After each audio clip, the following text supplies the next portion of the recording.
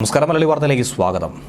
നിലവിൽ കേരളത്തിന്റെ തിരഞ്ഞെടുപ്പ് സാധ്യതകളെ പറ്റിയുള്ള ഒരു ഇന്റലിജൻസ് റിപ്പോർട്ട് മുഖ്യമന്ത്രി പിണറായി വിജയന്റെ മേശപ്പുറത്തെത്തിയെന്നാണ് മനസ്സിലാക്കാൻ കഴിയുന്നത്.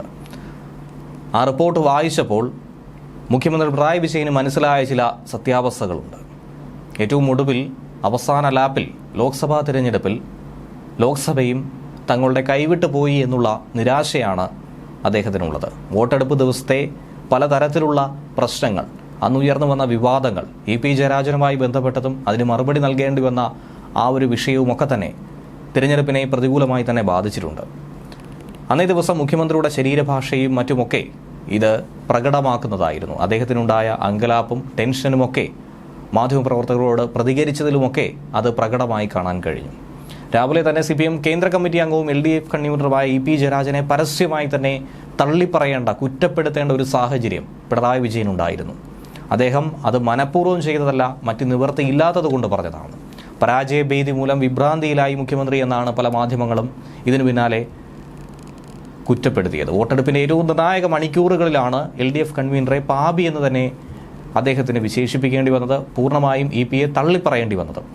ഇതുവരെയും ഇ.പി.യെ തള്ളിപ്പറയേണ്ട സാഹചര്യങ്ങളിൽ പോലും അത് നടത്താതിരുന്ന പിണറായി വിജയന് അങ്ങനെ ഒന്ന് ചെയ്യേണ്ടി വന്നത് പരാജയഭീതി മൂലമായിരിക്കുമെന്ന് തന്നെയാണ് രാഷ്ട്രീയ നിരീക്ഷകർ പോലും വിലയിരുത്തുന്നത്.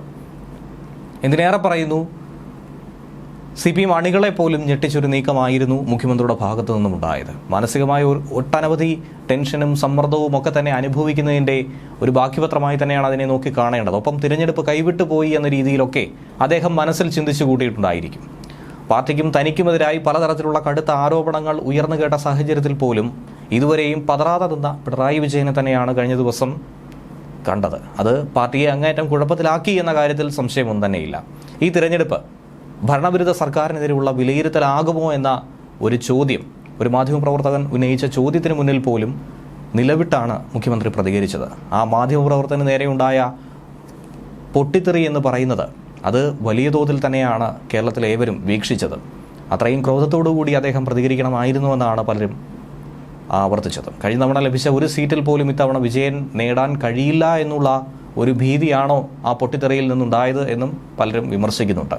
ഇനി വരാനിരിക്കുന്ന പരാജയം സംസ്ഥാനത്തെ ദുർഭരണത്തിൻ്റെ പ്രതിഫലനമാകില്ലെന്ന് മുഖ്യമന്ത്രി പറയാതെ തന്നെ പറഞ്ഞു.